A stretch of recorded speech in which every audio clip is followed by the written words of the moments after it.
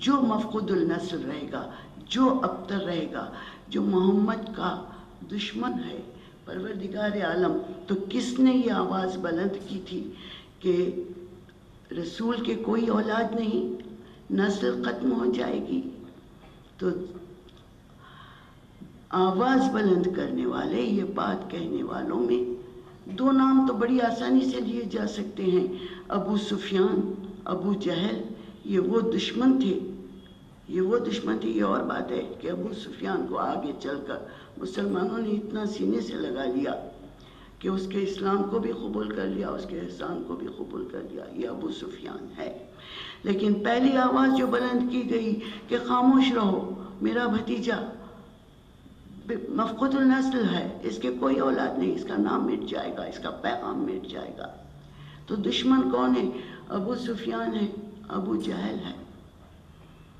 لیکن پھر ہم یہ جانتے ہیں کہ ابو سفیان کی اولاد بھی چلی، ابو جہل کی اولاد بھی چلی۔ پروردگار، یہ کیوں کر ممکن ہے کہ تو نے کہا کہ وہ بے اولاد رہیں گے، وہ مفقود النسل رہیں گے، لیکن ان کی اولاد تو چلتی رہی، سلسلہ بنی امیہ آگے بڑھتا رہا۔ لیکن پروردگار عالم کہہ رہا ہے کہ اولاد کا ہونا اور ہے، نسل کا چلنا اور ہے۔ کوئی قبول کرنے کے لیے تیار ہے؟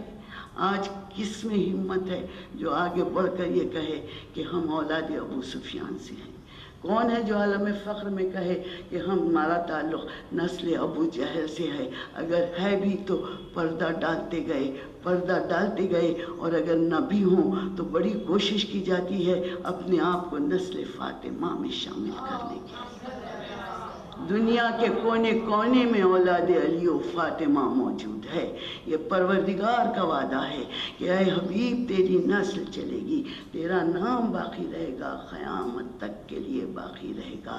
تو عزیزان گرامی، یہ ہے دین حق کی حفاظت کرنے کے لیے محسنان اسلام جو آگے بڑھ کر دین حق کی حفاظت کرتے ہیں۔ چونکہ زنانی مجلس ہوتی ہے اور مجھ سے یہ کہا جاتا ہے کہ میں عورت کا مقام اسلام میں جو ہے وہ بیان کروں، لیکن یہ ٹاپک اتنی ریڈنڈنٹ ہو گئی ہے، اتنی گھسی پٹی ہو گئی ہے، اب کون بار بار اس کا ذکر کرتے رہیں۔ لیکن بس یہی ہے کہ چونکہ ہماری محفل ہے، ہماری مجلس ہے، اس لیے ہم یہ جانتے ہیں کہ وہ اور ہوں گے جن کو عورت کی منزلت، عورت کا مقام جاننے کے لیے اپنے دین میں، اپنے مذہب میں نکتے ڈھونڈنا پڑے، نکتے تلاش کرنا پڑے۔ وہ اور ہوں گے جو آیات الہی کی روشنی میں اور اسلام میں یا کسی بھی دین میں عورت کے مقام کو تلاش کرتے ہیں۔ ہمارے سامنے تو ایسی مثالیں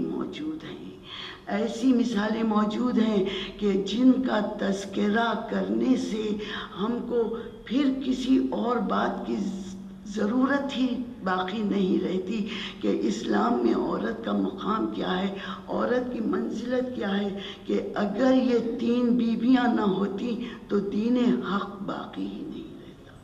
دین حق کو سنبھالنے والی 3 بیویاں جن پر اسلام قیامت تک کے لیے ناز کرتا رہے، یہ محسنان اسلام میں جن کا نام ہے، جو عین اسلام ہیں، جن میں سے ایک بی بی عین اسلام، مجسم اسلام ہے۔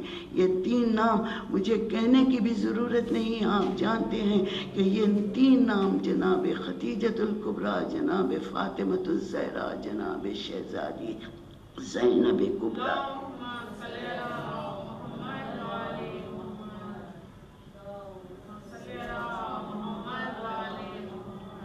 تمام تاریخ کے ادیان شاہد ہیں کہ کسی مذہب میں، کسی جگہ پر ایسی ہستیوں کا تذکرہ نہیں ملتا۔